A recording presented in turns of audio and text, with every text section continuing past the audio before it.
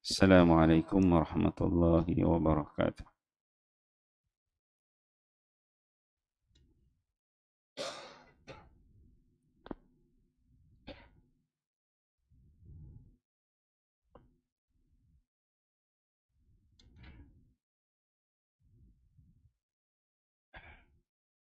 Bab ilmu dan zikir, kelebihan Al-Quran. Hadis ke-23. An Anas radhiyallahu anhu qala, qala Rasulullah sallallahu alaihi wasallam, inna lillahi ahlina minan nas. Qalu, man hum ya Rasulullah? Qala ahlul Qur'ani hum ahlullahi wa khasatuh. Rawahul Hakim wa qala Dhahabi rawa min thalathati awjuh min Anas hadha awjaduha.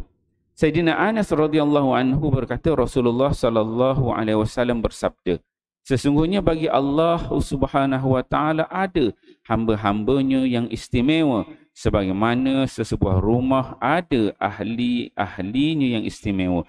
Para sahabat bertanya, siapakah mereka itu ya Rasulullah? Baginda sallallahu alaihi wasallam menjawab, mereka ialah ahlul Quran. Mereka ialah orang-orang istimewa Allah Subhanahu wa taala. Mustadrak Hakim. An Ibn Abbas radhiyallahu anhuma qala Rasulullah sallallahu alaihi wasallam, innal ladzi laisa fi jawfihi syai'un minal Qur'an kal baitil kharab. Rawahu Tirmizi.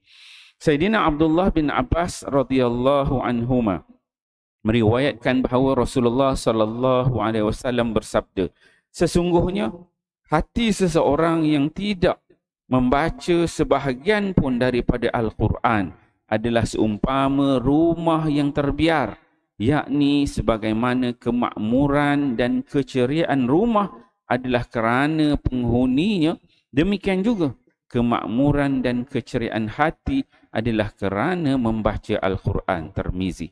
An Sa'ad bin Ubadah radhiyallahu anhu qala Rasulullah sallallahu alaihi wasallam, ma min imri'in yaqra'ul Qur'ana summa yansahu illa laqiyallaha yawmal qiyamati ajzam. Rawahu Abu Daud. Sayyidina Sa'ad bin Ubadah radhiyallahu anhu berkata, Rasulullah sallallahu alaihi wasallam bersabda, sesiapa yang telah mempelajari Al-Quran kemudian melupakannya akan muncul pada hari kiamat dalam keadaan anggota-anggotanya berguguran kerana penyakit kusta. Abu Daud. Keterangan. Ada beberapa maksud daripada melupakan Al-Quran. Pertama, tidak boleh lagi membaca Al-Quran walaupun dengan cara melihat. Kedua, tidak boleh membacanya daripada hafalan. Ketiga, lalai daripada membaca Al-Quran. Keempat, tidak beramal dengan hukum hakam Al-Quran setelah mengetahuinya. Alhamdulillah, tuan-tuan mulia, pagi ini kita membaca 3 hadis Nabi SAW. Hadis di bawah tajuk ilmu dan zikir, itu kelebihan Al-Quran. Hadis ke-23 yang pertama daripada Anas, orang kanan Nabi SAW. Dalam hadis ini Anas menyebutkan bahawa Nabi bersabda, kata Nabi, sesungguhnya innalillahi ahli minan nas. Allah Subhanahu wa taala ni dia ada ahli keluarga dia, orang-orang yang istimewa di sisi Allah. Maksudnya Allah ni sebagai Tuhan. Jadi Allah ni sebagai Tuhan, dia akan ada orang-orang kanan dia, orang-orang yang istimewa yang ada di sekeliling Allah Subhanahu wa taala. Nabi sebut pada Anas. Kemudian qalu, para sahabat pada itu bertanya kepada Nabi, siapakah itu manhum ya Rasulullah? Siapakah orang-orang istimewa yang ada di sekeliling Allah itu? Ahli keluarga Allah itu. Dia maksudkan begitu. Maka jawab Nabi, ahlul Quran. Iaitu mereka ini merupakan ahlul Quran. Ahli-ahli Quran. Orang yang selalu membaca Quran. Maka kata Nabi, hum ahlullah. Ahlul Quran inilah adalah ahlullah. Yang disebut sebagai ahli Allah Subhanahu wa taala, wa khassatuh, dan mereka ni merupakan orang yang istimewa di sisi Allah Subhanahu wa taala. Itu hadis yang ke-23. Betapa pentingnya kita membaca Al-Quran, dia akan menjadi orang yang khusus di sisi Allah Subhanahu wa taala. Kemudian hadis daripada Ibn Abbas, hadis ke-24, Nabi menyebutkan, Nabi kata apa? Innal ladzi laisa fi jawfihi syai'um minal Quran kal baitil kharab. Kata Nabi sallallahu alaihi wasallam, sungguhnya orang yang tidak membaca Quran ini, orang yang tak lalu pun, laisa fi jawfihi syai'um minal Quran. Jauf ni dia kerongkong. Orang yang kerongkong dia ni, maksudnya lah, dia punya salur pernafasan dia ni tak pernah lalu ayat Quran, tak dibaca kan. Kita kalau semayang pun baca juga surah Fatihah kan, rukun-rukun solat sunat. Tapi orang yang tak ada dalam kerongkong dia ni membaca selalu dengan ayat-ayat Al-Quran, kata Nabi SAW, adalah seperti rumah yang terbiar. Kal baitil kharab.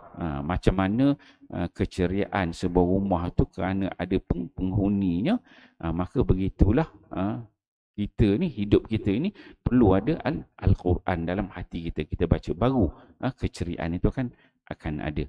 Kemudian hadis ke-25 disebutkan daripada Sa'id bin Ubadah, yang menyebutkan bahawa Nabi SAW menceritakan, Nabi kata, ma min imri'im yaqra'ul Quran summa yansahu illa laqiyallaha yawmal qiyamah ajzam. Kata Nabi, siapa yang belajar Quran, siapa yang belajar Quran, belajar Quran, tiba-tiba sampai satu peringkat dia jadi lupa. Tapi hadis yang pertama kita baca tu nak cerita Allah ni ada orang yang khusus yang dia disebut sebagai Ahlul Quran, orang yang rajin baca Quran. Satu. Kemudian hadis yang seterusnya, siapa tak baca Quran, dia ni seperti rumah yang sunyi, yang tak ada apa-apa. Kal baitil kharab, rumah yang tak berguna langsung. Kemudian datang hadis yang ketiga ni disebut, Nabi kata sesiapa yang belajar pula Quran, dia dah baca Quran, kemudian dia tinggalkan, kemudian dia lupakan, maka kata Nabi SAW, illa laqiyallaha yawmal qiyamah ajzam. Dia ni akan mati, bangun daripada mati nanti, jumpa Allah tu dalam keadaan kusta. Biasanya kita ni tuan-tuan, bila kita beramal sesuatu, tuan-tuan lah contohnya rajin sembahyang subuh kan, datang sembahyang subuh Jumaat tiap-tiap hari, tiba-tiba satu hari jadi boring, tak nak sembahyang subuh pula, berhenti terus sembahyang subuh. Logik ke? Tak logik kan? Kita biasanya kita amal, datang sembahyang subuh, mungkin tahun depan rajin lagi buat qabliyah, datang awal lagi, lepas tu rasa rajin lagi jadi Bilal, tukang azan pula, rajin lagi rasa nak jadi imam pula, tu jadi imam pula lepas tu kan. Rasa macam kita nak up kita punya level kita tu kan, naik normal je gitu. Tapi Nabi sebut siapa ni dia merajin baca Quran, dah baca Quran semua, tiba-tiba yang sahu, dia berhenti pada baca Quran, tak nak baca, maka Nabi sebut orang yang jenis macam ini tiba-tiba jadi baik, tiba-tiba jadi jahat, jadi buruk pula kan. Maka dia akan jumpa dengan Allah Subhanahu Wa Taala dalam keadaan dia kusta, belu dia main daging dia, sakit kusta kan, daging dia jatuh. Itu gambaran yang disebutkan oleh Nabi sallallahu alaihi wasallam. Apa kelebihan Quran tu jadi ahlullah, orang yang hampir dengan Allah. Kalau kita tak baca Quran, seperti rumah yang kosong, tak ada nilai dia. Dan kita ni bila dah baca Quran tu, kita kena istiqamah, jangan berhenti. Terus baca. Jangan bila kita dah beramal dengan suatu bacaan, zikir ke ayat Quran, kita berhenti, maka itu nanti kita akan jumpa dengan Allah dan keadaan sakit kusta. InsyaAllah tuan-tuan, sangat penting hadis-hadis ini untuk kita fahami amal dan sampaikan. Wallahu a'lam. Subhanakallah.